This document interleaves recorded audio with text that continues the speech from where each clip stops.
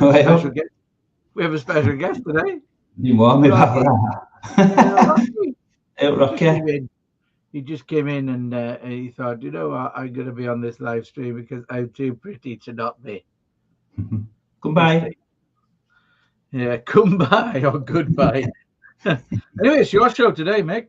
Yeah, so today we're going to do a quick presentation on Okay. the importance of good file admin. So basically, file structure, things like labeling, things like that. Okay, so what I'm going to do is share my screen and get cracking and get on. There's quite a lot to cover today, so let's get going. It's important, really, to have good admin, isn't it, when you're doing your video content and stuff? Totally, It totally. really is. It makes things so much easier.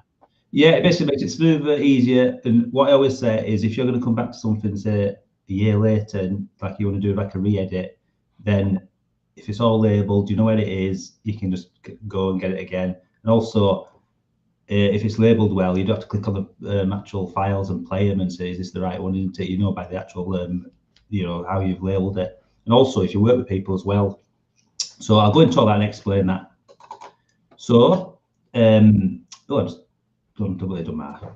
Yeah, so basically, like I said, when we're doing our labeling, what we do is, because Clockwork Eye, we'll have our Clockwork Eye, and then within there we have our subfolders, which will be our clients. So the project root is Clockwork Eye. You might have your own house style. So what I'd advise is keep your own house style, but just take a little bit on board what I'm saying here when it comes to actual video production. So our asset folders are our subfolders. So for example, here we've got footage. So we'll put all our footage in the folders. Within there, we might even have subfolders again. So for example, if we're doing a piece to camera like I am now, we could do to camera. Technically, that's called A roll. And then we could have another subfolder, which is B roll, which is all the cutaways and stuff. We put all our cutaways in there. And then we can have other folders like our graphics and projects. It just makes it a lot easier to find, easier to get to, stuff like that. So what we'll do is I'll just go through all this theory sort of stuff, and then I'll do actually a practical thing. And then at the end, I'm going to show you something which hopefully will wow you. Okay. So the other good thing about labeling as well is when we do our actual projects, what we'll do is we'll put out a draft, send it to the client. They'll have a little look and say, okay, tweak this, can you tweak that? Come back, and then we relabel it for our next version. So we know what versions they are. So we've got a control. Because it could be further down the line, you actually go, actually, do you know what? I actually preferred that one before. And rather than just deleting it or using the same folder and going over it and the same project, we've got a version to go back to. So that's really useful as well. And also, again, if you've got other people you're working with, you know which version to tell them. And then the other good thing about actually doing it as well is you have to archive as well. So rather than us deleting, what we do is we always back up our stuff. Okay, so what we advise is when we're on a shoot, we can film with cameras, or it could be the phone, hopefully in your case. Then what we do is put it onto the computer, that's one backup, put it up to the cloud, another backup, and we actually use hard drives as well, external hard drives. So like this, got external hard drives.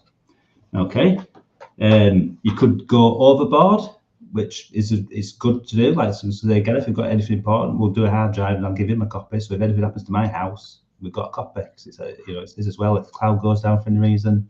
So it's always good to back up as well. Okay, so what we say is good descriptive names for the actual files. So when you do a video, either camera or say your phone, it's just something like it could be like IMG 1, 2, 3, 4, 5. It just makes no sense. So you really need to label it clear. Okay, so what we do is we tend to do we'll have our scripts. It'll be something to do with the script, that shot, and then it'll maybe take 1, take 2 if you've got take 2, so we know which takes are which as well. So that's a really good useful thing to do as well.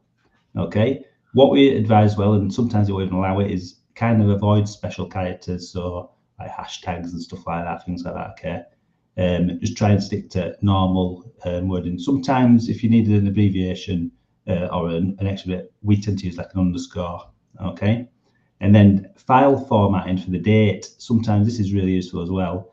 So the correct way to do it, you go year, month, then date, and it'll just keep it in that order. Okay, and then you can quickly go and work out what chronological order things are. Okay, that's really useful as well. So there's many ways of doing that, but we tend to do it that way. It's a lot easier to get to. Some people go year, date, month, but it sort of jumps out of the way because it's going on the day order rather than the actual year, month, day. And again, version numbers again really useful, especially if you're doing lots of drafts with clients or if you collaborate with other people. So again, like we said, we've got the local storage solutions, which are our computers. Okay, we tend to keep on our phone as well while we're still doing that project. So we've got that to go back to as well, the original ones. And I've explained about the external hard drives, and you've got your cloud storage as well. Okay, so lots of backing up is really useful. Okay, and we also recommend regular backups as well. Even when you're doing your actual project at the time, keep saving all the time. I tend to through experience, sometimes if you're doing a render and stuff and it struggles, sometimes, for example, like Premiere might crash. So I always save, do it, then if it's done again, save. I just always, and quick keys as well, Control S, save. It's just a lot easier than using your mouse. Okay, so do lots of nice saving and then lots of nice backups as well. Okay, it depends how into it you are. It could be daily, it could be weekly, just whatever your sort of protocol is with your business. Okay, like I said, with multiple locations, we have the cloud, we have the physical hard drives here. Really important. Give one to Gareth as well. So if anything happens here, he's got the version as well. Okay, and then we've got the versioning as well. So like we said, we've got lots of backups, and we've set enough archives. We have our different versions, and if we need to, we can actually recover it as well. Okay, so make sure they're labeled really well, so you know if you do need to recover, which ones you get in. Okay, and every now and again, it's worth actually testing those actual recovery ones as well to see if that can still work. So it's good to get them backed up as well.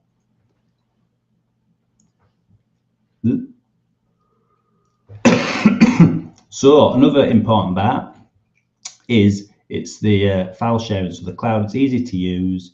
It's quick, depending on the internet connection. Obviously, Gareth keeps bragging off about his. He's got this real super duper internet, where mine's a little bit slower. But coming down's great. It's the going up that's the problem for me. Okay, so yeah, cloud's great. And then, like I say, we've got all the actual version controls. It's tracking. You can track it with, especially if you've like I said, got multiple editors. So I might start something, and maybe I'm away on a job or something, and someone says, "Okay, just quickly bang off." Then Gareth knows exactly where to go to. He knows what to do, and he can actually access that as well. Okay, so these are really important, especially when you're working in teams. Okay, and also it's good with the actual communication as well. If everything's up to date, it's really nice to organize the files. You know exactly where things are, and it's just a lot quicker. Okay, and then just access controls. Depending on your files, depending on who you work with, if you've got big teams, you might want to actually restrict certain access to certain files. So there's that to think about as well, rather than just giving them whole access to everything. So revisiting the old projects, okay, if it's got a clear folder structure, you can go back, you can read it, you know your in-house style, and you'll be able to find it really easy. You can find it quick, and you know exactly it's that right one that you want. It's the right file, it's the right project. Could be a graphic, whatever you're after. You know exactly where it is, and you know what it is as well. Like I keep reiterating, if you work with other teams, they know it as well. So the other thing as well is keep that consistent naming convention as well. Okay, don't sort of go off because you know everyone knows what you're after. They know it works. They know what you have to solve. For example, me and Gareth, we know exactly how to name our stuff, and we can find it really easy. Good thing as well is if you can't find it initially, you can actually search, and you know your naming conventions. It'll come up with all the files with those names. You can find it quick that way as well. Okay. And then, like I say, it's also really good to actually find it with all the different kinds of media. So you got your graphics, you got your footage, you got your projects. It's really, really good to find. And then it's your version history. You know, you can actually go back, find all your different drafts that you've done. Like I said, sometimes we've done it in the past and they've got, oh, actually, I prefer the earlier draft. We've got a save of it, so we can always go back and get it. So really important to think about that as well.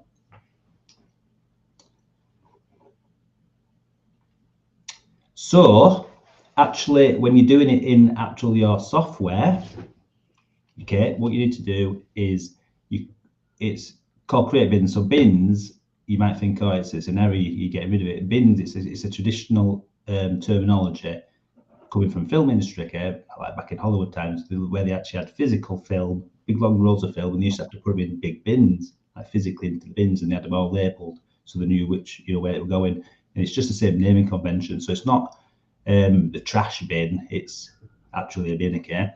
So what you can do, you can organise your file structure into those different sort of bins. So basically it could be footage, graphics, things like that. A lot of people make the mistake of just getting the footage and putting it in, and it's all higgledy-piggledy, and they're all just names, and it's a mixture of graphics, and it's generally in alphabetical order, and it's just really hard to find. So if you can actually sort of mirror your actual file structures that you've got already, then it'll work really well. And again, if you labeled it well, what you can actually do in certain packages, you can actually color coordinate those files as well. So you can have all your graphics a certain color. It could be a scene, could be all certain color. So that's another little thing you can think about as well. It's just quicker and easier to identify.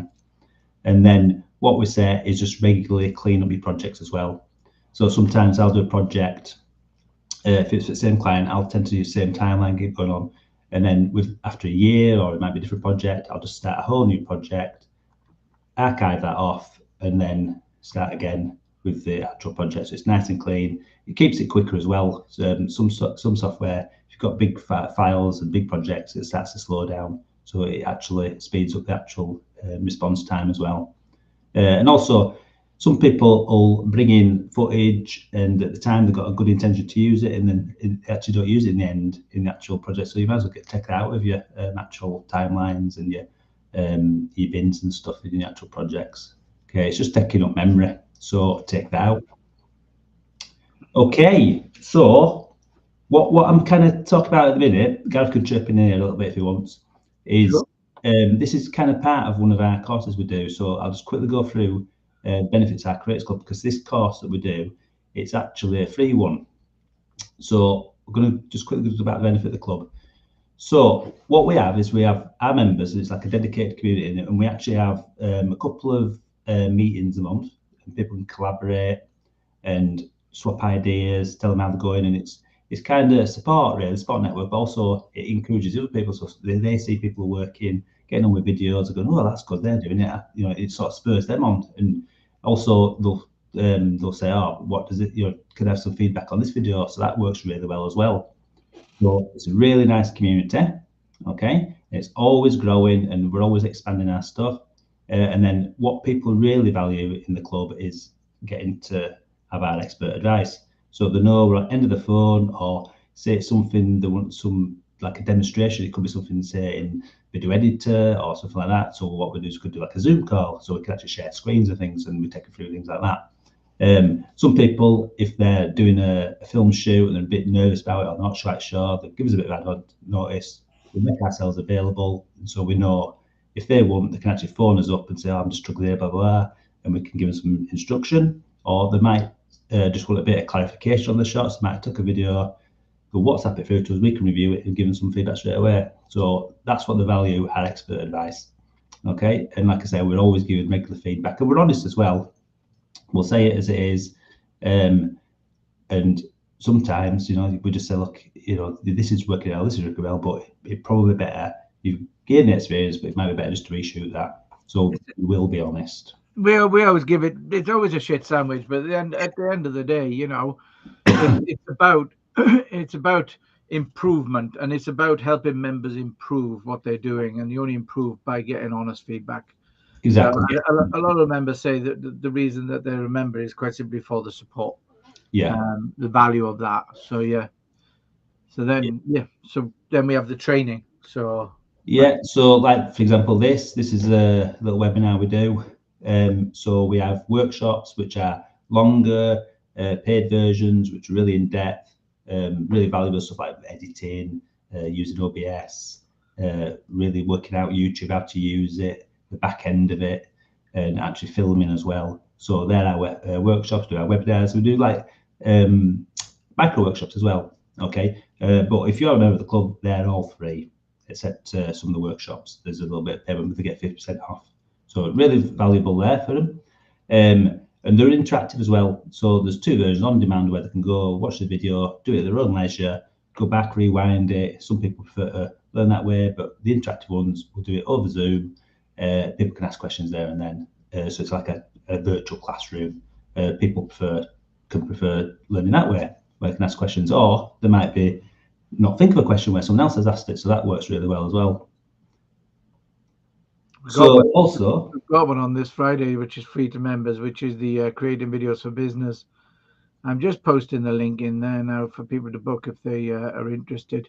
Cool. Yeah. No. That's 3 parts. It's 3 Fridays. It's quite an intensive workshop where we go into all of the depths of video creation and all the rest of it. So yeah, it's really worth attending.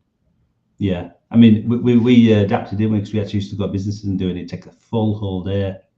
Yeah, it's too much, really. We think, do we, over the internet? So there's too much to do as a long Zoom session. So that's why we broke it down. Yeah, and we're busy as well, Alice. So a couple of hours once a week for 3 weeks is doable. And homework. Yeah, and homework, exactly. Yeah. Yeah, so again, opportunity for collaboration between our members as well. So we have people that sort of cross over, or who you know, that they can actually work together and actually get value together. So that works really well as well. So then when we initially sort of started up, we didn't really think that. It just sort of took off. That's brilliant. And we've had joint ventures. So we've partnered together, worked together, and actually got revenue out of it working together, which is brilliant to watch. Sharing each other's content online and having a, you know, somewhere where you can, well, having a group of people who are like-minded in creating content. Yeah, that's really well, isn't it? Yeah, it's been really good. And I think really one of the focus shifts, because the club is, you know, it's still quite young. One of the focus shifts we had was pushing towards this collaboration between members. And the idea is that, you know, when you join up, potentially you get the interest of all these different people who can subscribe to your stuff, follow you, and all the rest of it, and connect, etc. Yeah, and we still got work to do on it, and we're still doing more. Like we're introducing this month the accountability sessions, which is again a collaboration, but it's sitting down and making people accountable for actually doing, because a lot of the time we all have good intentions but we don't actually do. And as a part of that, we're also holding ourselves accountable to create the content that we keep saying that we're going to do, rather than the ad hoc stuff. And I'm determined to get Mick creating videos. Yeah, he's a little camera shy, but I'm going to get him doing them. It's like the thing, isn't it? Like if you're painting decorator, your house is the one that's got the wallpaper hanging off, and that's kind of like, doesn't it, with the video? Exactly. He doesn't. Yeah. But but it is good. Yeah, like I say, it's worked really well, this working together, and like we learn as well, don't we? Yeah, always. If there's anything we can tap into our network of members and go, actually, that's your field. Can you just give us a bit of advice? And we're getting it, and other people are doing that as well. So it's not just the video side of it; it's working together that way as well. Yeah. So, like we said here, as a member, you're not alone. Exactly. Okay. So you can join our community, which is always expanding. We have our meetings, we have our collaborations, all that sort of stuff. Expand your skills with the workshops, the tutorials, and there's that as well. And also, what we do as well is if there's something people want to learn, they can say, "Look, actually, I don't know about this," and then if we can't help there, and then we'll go off research and we'll come up with the way of doing it, or we'll tailor make a tutorial or a workshop for them. Yeah, and we have all the tutorials online as well, which are, you know, how to use video in different platforms, and like email marketing, for example. We've got tutorials on that kind of thing that we're putting together, and it's forever growing because things always change, and we tend to stay ahead of the curve, and pass the information down to the members. Yeah, especially tutorials. Especially the technology as well, isn't it? Like the editing side of it, the always updating, and YouTube's always changing what they're doing out there. Yeah, it's everything's changing every day. So yeah, so basically there we are. It's the idea of collaborating as well, and success you get from that. So what I'm going to do is I am going to demonstrate actually the theory of this. So we have got, so if I just go back one, so this would be our Clockwork Eye, and in here I've got the video editing beginner's guide. Okay, so that'd be one of our, say for example, that'd be one of our clients. Okay, so what you tend to do is you just put all your videos in here, which you can see, all these, and your music and your graphics. It's all in, and it's just hard to find things.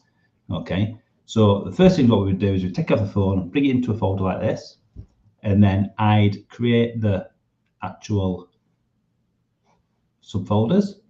And so, for example, in here, footage, I've got the 2 folders there. I've got the cutaways, which are the interesting ones that you go to, the B-roll. And I've got the to camera where you're presenting to the camera, which is the A-roll.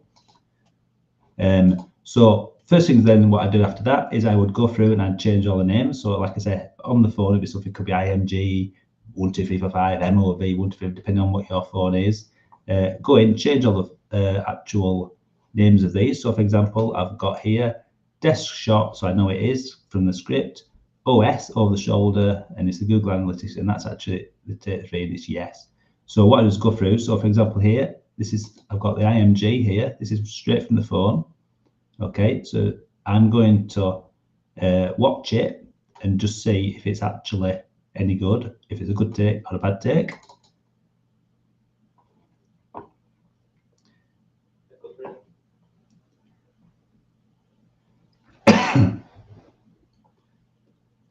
So this is the full take. When I come to edit this, I'd only take the middle part of this. What is involved with the Video Creators Club? So essentially, the Creators Club is the started with creating the music video. Yeah, so I know that's a good take. That's the bit that I needed. So okay, I think that's a good take, but I've also got this take here. So it's the YouTube over the shoulder mobile phone take 1, and that was a good shot. I like that. It could be useful, but I actually know this one's a better version. Okay, so I am going to literally copy, and then I'm going to paste in there the name, same name, so it's the same actual name, but I'm going to call it take 2. And that's going to be the difference. And I'm going to give it a no. But I don't totally get rid of my nose.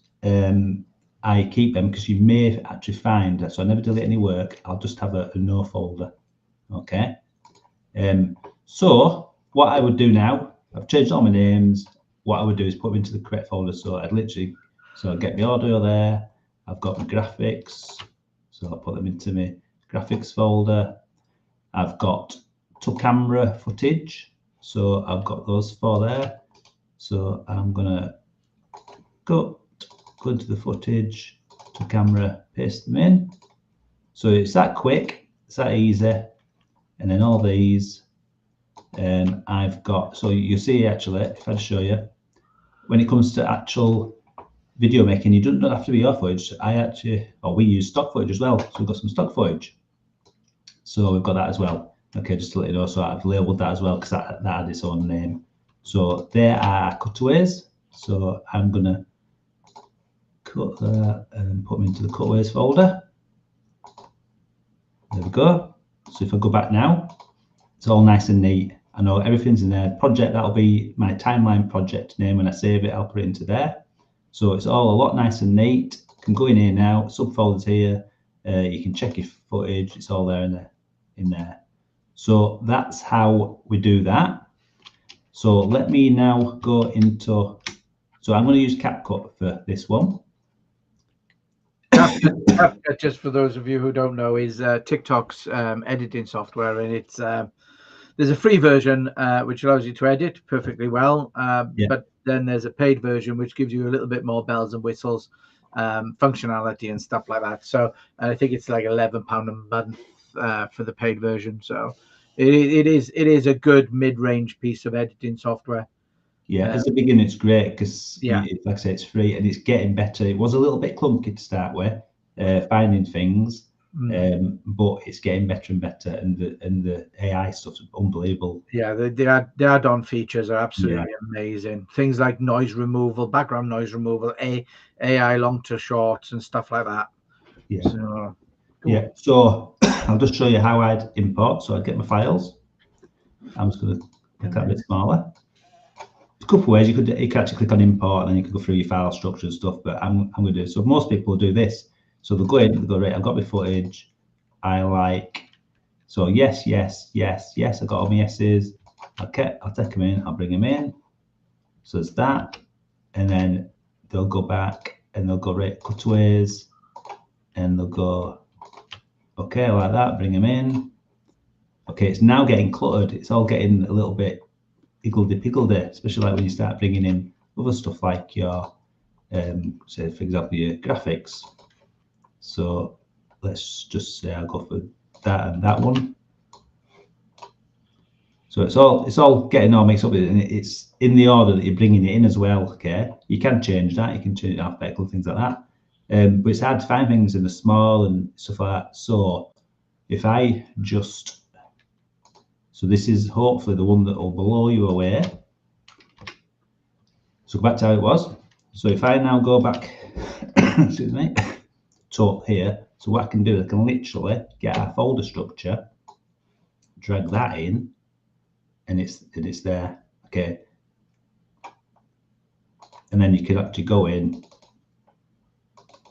and find your stuff. It's just a lot neater. It's just a lot neater. So hopefully that's the one that's going to blow you away there. It might not seem much, but when it actually comes to the edit, rather than sifting through all the files, all in the one actual location here, it's really hard to find. But now it's the same structure you got in your actual file explorer, and it's that commonality. So again, if I'm away, Gareth needs to do out, he can go in, access this through, because we have it up on the cloud, he can access this, and he knows exactly where things are, because it's all nicely labeled, and he can alter anything that needs to be done. So that is pretty much the presentation. Excellent. I got one thing to add Yeah. that I'd like to add is when you export your videos, another thing that you should do, the way that you should save the exported final files, because you basically are going to be you're going to be storing the videos on your computer, instead of just storing them as videos, because you should create a thumbnail and you should create a subtitle file for it. So when you've created your thumbnail and your subtitle, what I tend to do, and I'll share my screen now very quickly, what I tend to do is for all exported files, I'll have my like marketing videos, YouTube handles explained. That's the name of the video. So that's the title of the video, as you can see here. Yeah. So YouTube handles explained. But then what I do is, so the first part of this is the video file here. First part of it is YouTube handles explained, because that's what it's about. But then you have 256 characters. So don't be frightened to use them, because we are talking to the machine here. Mm-hmm. And basically you can see, I can actually call this lots of things: Clockwork Guy video production services, video content creation, professional video training, corporate video production, training videos. So essentially you could put whatever text you want in there. You've got 256 characters, like I say, but name them all the same. So name all of your files the same. But the reason I put them in a folder is because then when I go to my videos, I got lots of videos there. I don't want to just have this massive list of unknowns. I want to be able to go in and go, right, okay, YouTube handles explained. I'm going to push that one out today. And I've got everything I need is in there, all located together. Simple. Keep it simple for yourselves. And that's basically it. Yeah, so don't be frightened to use the characters that you've got, and keep things as neat as you can, because it'll make things a lot easier for yourself when you're editing and when you're posting. Yeah. It's like you said, people really label for themselves, but like you say, when it actually comes to exporting and putting up to the actual YouTube and stuff, you have to think of the machine as well, don't you? Exactly. And the reason I use the title of the video first is because when you upload to YouTube, it takes the file name and creates the title of the video as that. So, YouTube handle is explained. It is the title of the video. I just have to delete the rest because you only have 100 characters. But it'll take in 100 characters of that title, of that file name, and add it to the title. I just need to delete it back. And I know exactly then, my video on YouTube, on LinkedIn, on Facebook, is the same no matter what. I'm always doing it. Now, if I created shorts out of that, I would also store the short file versions in there. So if the YouTube handles explained was a long video and I'd made a couple of shorts out of it, you know, then I'm creating content from my existing content, then basically I would keep them in the same folder, and I'd probably put short at the end, you know, or I would give them a different title, but they would be in the same folder because they're associated to that video. Yeah, I mean, the other good thing about that is SEO as well, isn't it? It's good for your SEO. Well, this is all about SEO. When video SEO is a real thing, people don't realize, you know, this is standard SEO for, like, if you upload a picture to your website, you should title it what it is, not where it's going. Page 1, top right corner means absolutely nothing to Google, because Google comes along and indexes and goes page 1, top left. I'm like, okay, I've no idea. You know, we could go deeper and deeper and deeper into the SEO of images and videos and stuff like that, but that's not what this lesson's about. No, this lesson's more about how to basically keep your content simple and keep it easy for yourself. Yeah. So yeah. So we're gonna, do you want to tell everybody about the workshops and I'll do the pasting, or you yeah, no, I'll tell them. Do you have any chat? No. Come through. No questions. No questions at the moment. If people do want to ask questions, then by all means, bang them into the comment section. Anything that I've done or anything else we're open for. Yeah, so basically we've got a few, like I say, part of the club is we've got all this stuff going on, but we have got free stuff for the general public. So what we've got is on Friday, the 11th of October, we've got our first of the 3 installments of our Creative Video for Business interactive workshop. Okay, and that's sorry, that's the 4th of October. So it's first Friday. It's basically how to film using like really accessible stuff, but it's not just how to film using the camera; it's the theory behind it as well. Yeah. So we're going where to put it, things like that. Yeah, so we go into all sorts of different things. We go into the different types of video you could create for your business, how to create it, framing, lighting, audio, presenting, how to get other people to present for you. So when you get in testimonials, etc. So it's not just, that's why we've had to break it down into 3 2-hour sections, is because there's so much content to absorb. It really does help you understand, and we've designed this workshop so that anybody can pretty much understand what's involved in creating video. Yeah, big one, but part of that as well. It's scripting as well, isn't it? Yeah, exactly. I mean, you know, and when we say scripting, please use the term loosely. Yeah, it doesn't mean you have to go and go, you know, opening scene inside pub while doing. It's not like, that's not what we're talking about. Scripting is a loose term for putting together your content. Yeah, and there's so many ways you can do it, and you can do it easily. Yeah. So then the week, that's this Friday. So the Friday the 11th, we've actually got quite a bit of a few webinars and stuff as well. So we've got what video editing software is right for you. Okay, so what we'll go through is we've got free, mid-range, and we've got like high-end software, and I go through it all and sort of like the pros, the cons, if you're starting out, which to get maybe, and we go through that. That's really useful. That's a free webinar. And then later that day, so that's 9:30, it's usually about an hour long, isn't it, depending on the questions really, because we have a Q&A at the end. And then after that, we've got part 2 of our creating videos for your business. So Gareth's got there. So so that's 12 for that one, creating video for your business, if you haven't signed up for that one, then basically you know, you've got to do it from the beginning really. So, and then in the afternoon we've got well, nothing there. So the 18th. Well, no, on the afternoon of the 11th we've got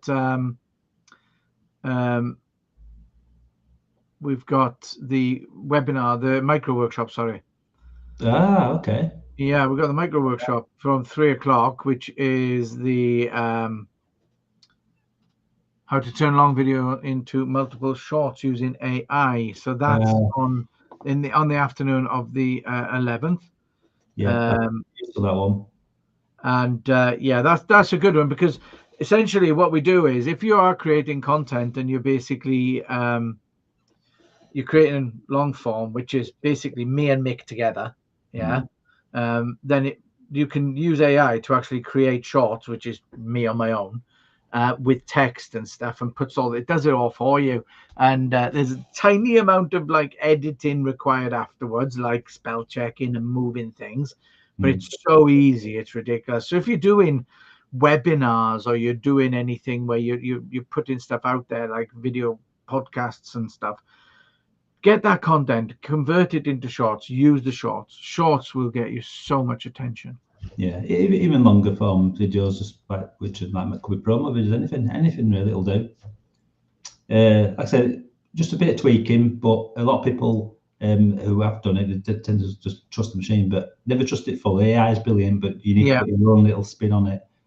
So, for example, there's no call to actions, which is useless really. Every video should have a call to action, so then I'll show you how to add the call to action at the end and stuff like that. So yeah, not really useful, and you can, like I say, from one video you can bang them all off. So you could have, say, 10 videos from like a podcast, could be even more depending on how long it is.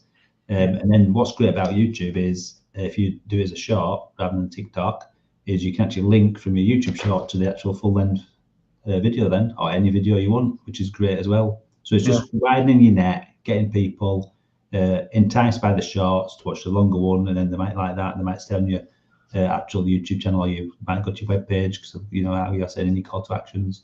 It's also just we're grabbing people in. Yeah, it's also about making life easy, because when you repurpose content, if you've created one piece of content and you're repurposing it, then basically you're saving yourself a lot of time and effort.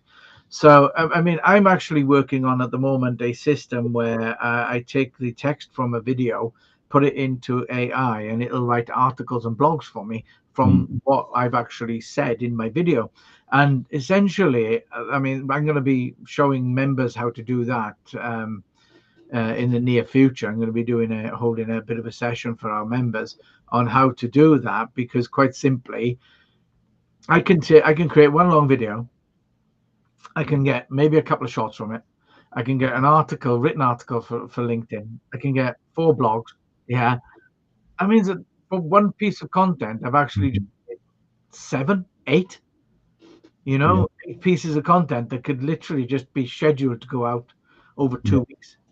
Well, there's a vice versa as well, isn't there? People who do, for example, LinkedIn articles and posts, you could make them into videos. Well, the thing is, I mean, we're always saying, Mick, we're always saying to people, we see members who are doing like, they do a long newsletter, and all you have to do is do a readout, and click and put it in top saying, hey, watch this newsletter here. So then it's a readout, but then it's personality as well, because then they're actually physically in the person's area. It's about psychology, isn't it? Get to know me. People buy from people. People buy from people. Yeah, get yourself on there. So week 3. Yeah. Then 18th October, it's part 3 of the creative business, and then the 25th, another busy day, is we've got our free webinar in the morning. So that's 9:30 to 10:30, and that's creating your own home and office studio setup for professional videos. Okay. Hiding all of your mistakes, all of your background, and how to make it look like you're in a professional studio, or you're in a professional setting.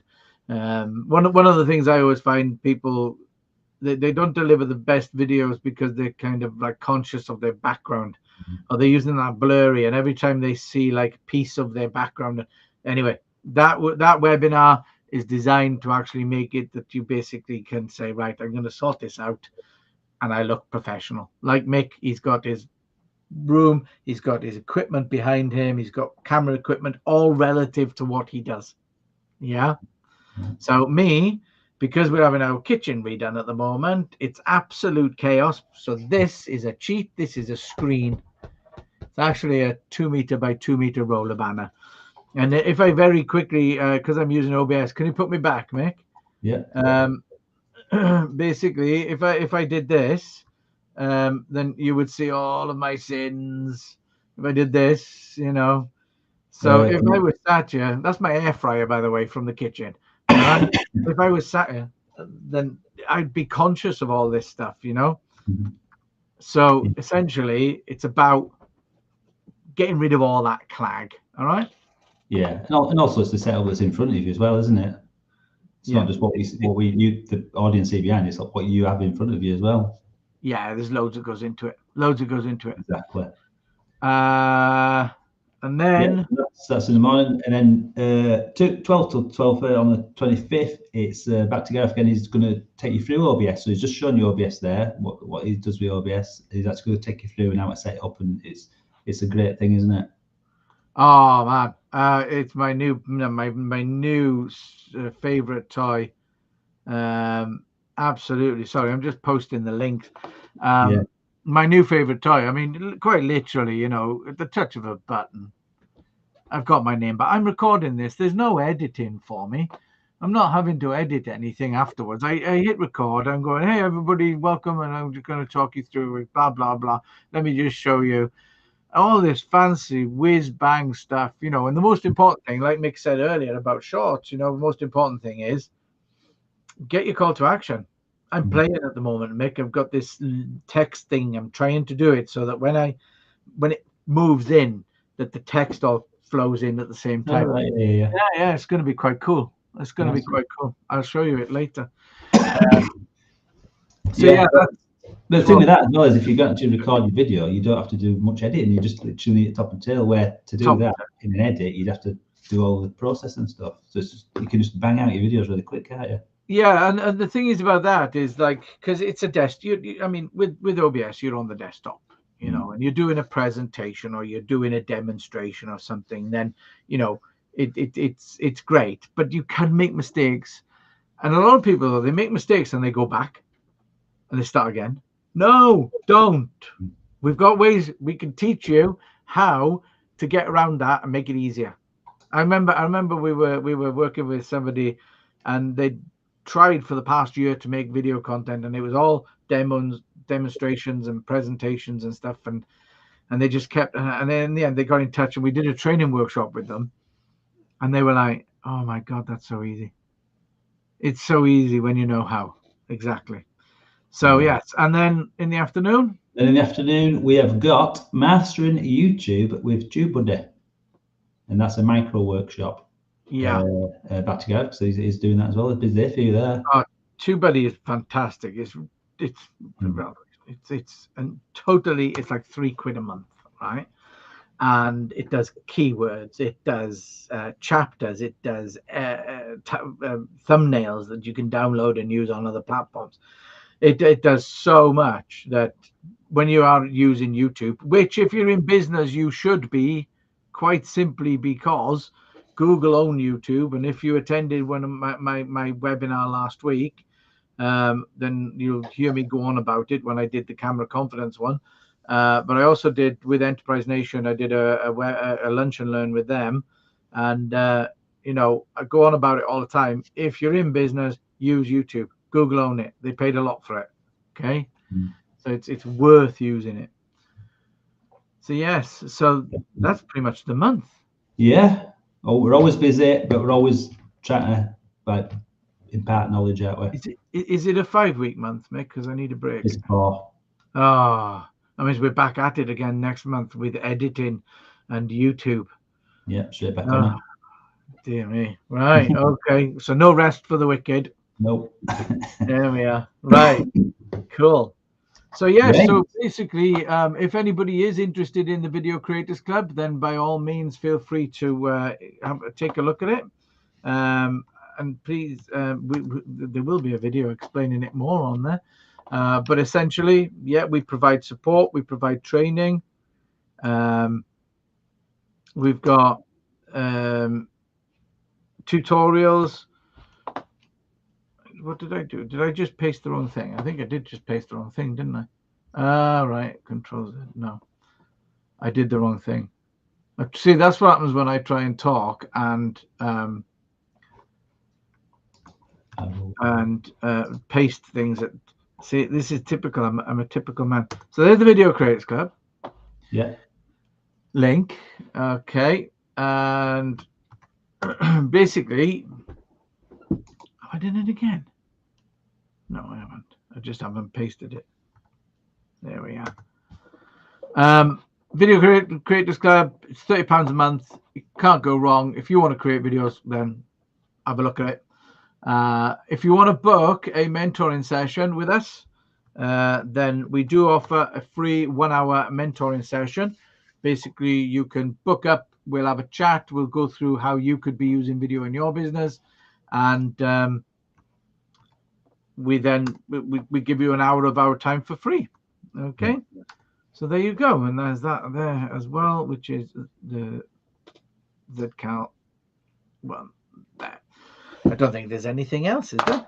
No. I just want to not be dusty as much as I am, because no, just to go back to the presentation though, just like I said, just use really simple, easy to follow file names, file structure, and you just find your work is so much quicker, so much easier to access, so much easier to find. Quicker when you're editing. It's just the way to go. Don't cut corners. It's worth it. Just that initial layout at the beginning when you labeling your files, it just speeds up. Some people think, oh, I'm wasting time doing it. You're not at all. And especially like if they're further down the line, you actually come back and have to do a re-edit. You know exactly where things are and exactly what everything is. And again, if you're working with teams. Yeah. So next month we will be doing on our Video Marketing 101. The topic of interest will be how to get a good video testimonial. So best practices, and also how to use Zoom to get the testimonial. Yeah, so it's not just in person. Say if you're networking and you someone there you work with, you get testimonial off, it's actually over the internet as well. Yeah. Yeah, get the best quality, get the best performance, basically, isn't it? That's it. Yeah, because the last thing you want is basically somebody saying, "Oh yeah, we do this, we do that, we do this, we do that." Oh, and I worked with Clockwork Eye and it was great. That's not a testimonial. So we will explain exactly what you need people to do and how to get the best performance. So tune in next month, which will be the first Wednesday of the month, which is, drum roll, what date is that? The 6th. 6th of November. Tune in for that. But then after that, December, we won't be doing anything because it's December and we need some time off. I need some time off anyway. What, early December? Hey? Early December. Do you want to do one? Should we do one? Well, 3rd of December? We could have a bit of fun, couldn't we? Well, we could have a Christmas related. A Christmas quiz or something again. Oh, I just said the C word. Oh, no. I'm doomed. Right. So, yeah, we could do. We'll have a fun one in December. Yeah. So next month it'll be getting the best practices for getting a good video testimonial. Yeah. And then in December we'll have a surprise. Yeah, be film related though. It will be video related, yes. Yeah. It will be. We might just show all the bloopers where Mick makes loads of mistakes. Well, especially if I'm starting to do videos, you will be. We'll have to get the beep ready. Well, we have to get the beep machine. We broke the last one. And that was just my bloopers. I have to get rid of this flipping cold as well. Oh, yeah. Right, shall I play us out? Play us out, yeah. And we'll catch you all later. Yeah, if you've got any questions though, put them in the chat if you're watching this after the fact. We'll get back in touch, we'll answer your questions. Book a session with us. Yeah. All right. See you soon. Cheers, bye. Ta-da.